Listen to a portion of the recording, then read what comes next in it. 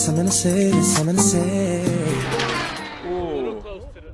Hey everybody, how's it going? This is Our House 21 and I got my son Nathan here and we are about to film a little unboxing. Hi people. Okay, so let me say welcome to the channel if you're new. RC Physics is all about the technology behind our favorite RC hobbies.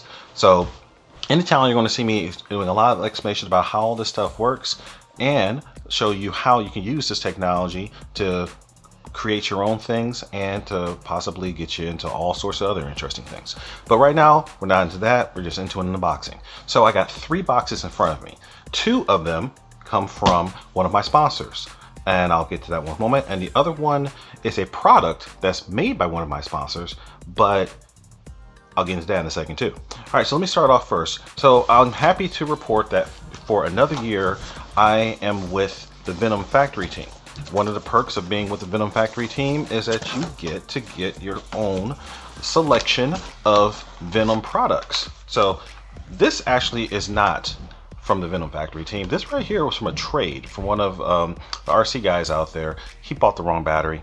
So I decided to help him out by trading him one of my other batteries. But I just put it in this box because this is a 4C 3600 milliamp hour lithium ion battery. Or sorry, LiPo battery, lithium polymer battery. So this is going to go into one of my big planes. So this, I'm going to have some fun with this one. But here we go into the factory swag. So this right here is, this is a little 2C battery that I'm going to be using for my RC crawler. And this right here is a 2S 4600 milliamp hour 50C battery set that I'm probably going to end up messing around in the crawler as well, and you might see these guys in the speed runs too. What I've been hearing is that these are really good batteries. These are the Venom shorty packs, so you can see they're a little bit shorter than your normal full-size lithium polymer battery. Well, I can show you right here. So yeah, you can see they're about 2/3 the size of a normal LiPo battery, and that's so that you can put them in a much smaller type of setup. But even though they are pretty small, these are supposed to be some really power packed cells and really low internal resistance. So I'm going to be checking these guys, benchmarking them, and if they benchmark like I think they are, it's going to get a different connector, and I'm going to be doing some high current application stuff. So we'll hold off on that and see what else is in the box. And of course you got to have some Venom stickers, you know. So gotta represent. All right, so is there anything else in this one? Oh yeah, there are. Oh, it's down there. Yep, and just to be safe. Oh, thank you. So this right here belongs to the next thing, but these right here, you see, I got a lot of batteries, and I decided to go ahead and, just to be extra safe, got myself a ton of these XT60 plugs. You just put these on your batteries when they're in storage, and that just guarantees that nothing can get into the battery release and short them out. So it's just a good safety measure. As they say, an ounce of prevention is worth a pound of cure. Just take an extra little step so that you don't accidentally short your cells could really save you a lot of pain and agony later. So this right here, I'll hold off on 1 second because it belongs to what's in this box over here. So the logo on the side of the box pretty much gives away what's in here. This is a bat safe.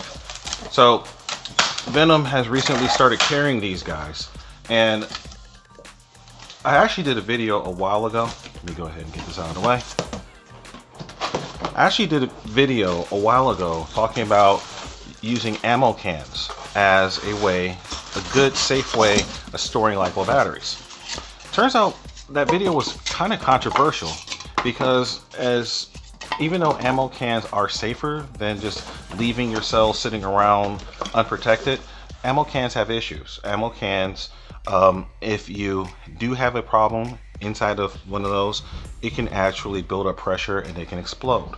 They also don't have any kind of insulation inside of them to protect them from heat. So that what brings around this thing. This is actually designed from the ground up to be a lithium polymer battery storage device. You have a big layer of material that's designed to withstand a high temperature fire, and I believe this one is rated to be able to handle 2 6S batteries Yes, Nathan? That with like a safe that's only for bats. It's for batteries. So this right here is rated to store 2 6S batteries while charging. And the point of this is that if you have your batteries in here while charging and one of them has a problem, this is designed so that the pressure inside will vent through this, and this acts as filter material that will keep a lot of the nastiness inside and not come out. But it will vent from the top, and the flame resistant material will keep it together. So this will vent the hot gases out of the top, but it won't catch fire. It won't burn down your house. Yes, sir? Dad, what's that for? So this, good question. This is actually a vent. Well, it's a little opening, so you can actually vent. Where did I put Vent. So It's a vent for wires. yeah, well, that's a little opening so that you can put charging leads directly through. They'll pass right through and into the inside of the box so that you can charge your batteries. So this is actually a set of extensions that you could use to feed through the opening. Yeah, exactly. So you feed the wires through the opening, and then you're able to charge safely while this is closed and locked in place. So this is a really, really good idea for those who want to get into lithium batteries but are nervous. You've heard the horror stories about people having their houses catch on fire, and you want to take the extra layer of protection. Now, I will be perfectly honest. I'm a believer in making charging as safe as possible, but I also believe that most LiPo fires that you see caused by charging are actually preventable. And the way that you prevent them is by performing proper LiPo maintenance. So here up in the corner, you'll see a link to a video that I made a while ago. Actually, I have 2 videos. They're talking about proper LiPo maintenance and if you do get a battery that is time to retire, how you properly retire your batteries.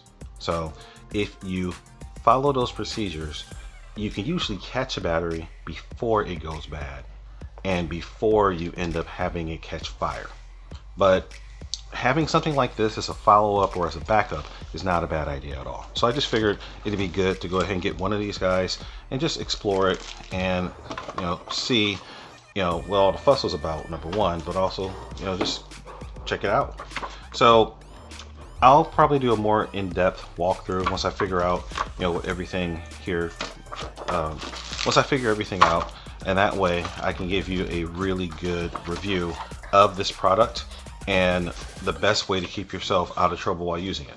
Okay, so all right, so lastly we got this last little box right here.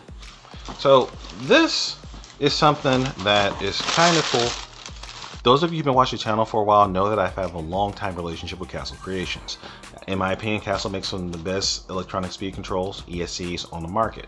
Well, one of the problems with Castle, and this isn't really a problem with Castle, it's just a problem of the state of the world that we're in. There's currently a semiconductor shortage. There's a microchip shortage. And so a lot of the products at Castle have been out of stock for a while. So I'm in the process of getting my fleet of cars and airplanes ready. And I need a new ESC for my Viper jet. So I went public, said I'm putting a Castle data logging ESC in my Viper jet 70 millimeter electric ducted fan model. And that's going to be awesome. The problem is they're out of stock everywhere. So I ended up having to hit up eBay, and fortunately I was able to get a really good price on this Phoenix Edge. It claims new in box, we'll see, but actually, is it new in box? It actually looks new in box. It says 2013. That's interesting. So don't know how long this has been in the box, but it looks like it's unopened, so that's a good sign. All right, so let me go ahead and grab my knife and open this guy up.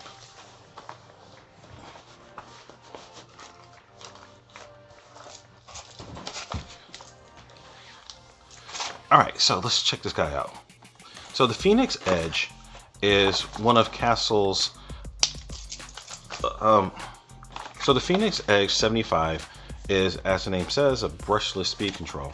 But this guy is capable of 75 amps sustained for quite a long time. But the nice now and it does look brand new in box. I ever had connectors installed on it. Whoa. Yeah, so it's pretty good. So 13 gauge wire. Okay, pretty sweet. So the cool thing about this ESC is that it's rated for 75 amps continuous. The ViperJet the ViperJet stock ESC is a 70 amp ESC. So that's not a huge improvement. However, the big difference is Castle ESCs are really, really efficient. And one of the things you can see on this one, this is not your typical take it, wrap it, and shrink wrap type of ESC. This actually has a pretty sizable heat sink on it. So it's made to actually stand up to a lot of heat, to take a lot of punishment. And also a nice thing is that it has a 5 amp BEC. BEC is basically a battery elimination circuit. So basically it gives a 5 amp power supply to run all your servos. And it's got a third wire auxiliary connector right here so that you can connect it up and you can actually control other functions of the ESC. So like for example, you can set this ESC to flip into reverse if you want. Now that could be important if you've got a big prop and you want to be able to basically make the thing go backwards for maneuvering around or taxiing. You can also set this guy up to control functions of the ESC, or you can have it set up to basically have like a launch lock so that it disables the throttle so that you can't start the prop spinning before you flip a switch on your radio, and that's a good safety feature. So there's lots of ways that you can configure this. There's also there's a lot of modes. When I do a deep dive of this ESC, I'll talk about some of the setup features that you can use.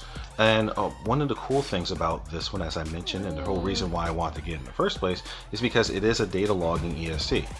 So after the flight, I'll be able to plug up a connector and I'll be able to see exactly how much power I was producing, and just basically understand the performance of my models.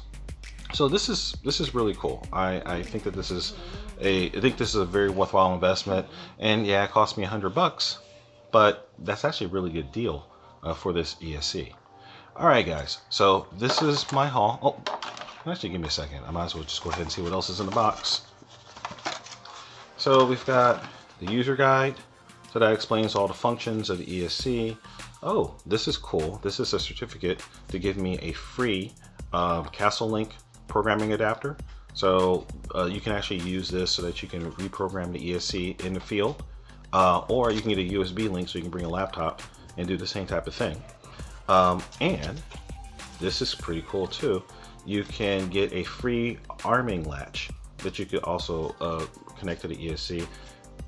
So those are pretty nice little freebies to help you set up this for your particular application. And of course, you gotta got some stickers. Castle stickers, awesome stuff. All right, and a little wiring guide tell you how to set everything up properly. So I'm going to do more of a deep dive of this when I set it up in the model. So stay tuned. You're going to be seeing a lot more from this thing. Unfortunately, you're really not going to see a lot from it after I install it into the vehicle, because where the ESC goes on the Viper, once it goes in, you can't really see it anymore. But that's all right. So I'm going to have a whole video where I pull out the old ESC, put in a new ESC, solder up the connectors, and get this thing ready to go. This guy is probably going to get Castle 6.5 connectors on here. Honestly, XT60s or XT90s will be enough for, XT60s or XT90s will probably be sufficient for that EDF honestly. However, most of my larger batteries are running Castle 6.5s anyway. So I'll either be running a single 6S, which has the Castle 6.5mm connections, or I'll be running two smaller 3Ss in parallel, in which case I've got a different connector for that too. Alright, so stand by, you're going to get to see all that coming up here soon. RHouse21 signing out. Remember the mantra, fly, fix, fly, break it, fix it, and do it all over again. And don't forget to check me out on Facebook, Instagram, all the other places out there. And if you're curious, go ahead and check me out. Oh, if you just want to hang out and talk about RC and other things, don't forget to check me out on the RC Physics Sandbox, my Facebook group, where you can just get together, hang out with other people who are like-minded and just have a good time. Alright guys, RHouse21 signing out. Remember the mantra, fly, fix, fly. Break it, fix it, do it all over again. And stay tuned. We're going to get back rolling here. You're going to get to see a whole lot of good stuff happening here. And hopefully not a lot of breaking. Anything, you're shaking the camera. Sorry. It's okay. Alright guys, RHouse21 signing out. Peace.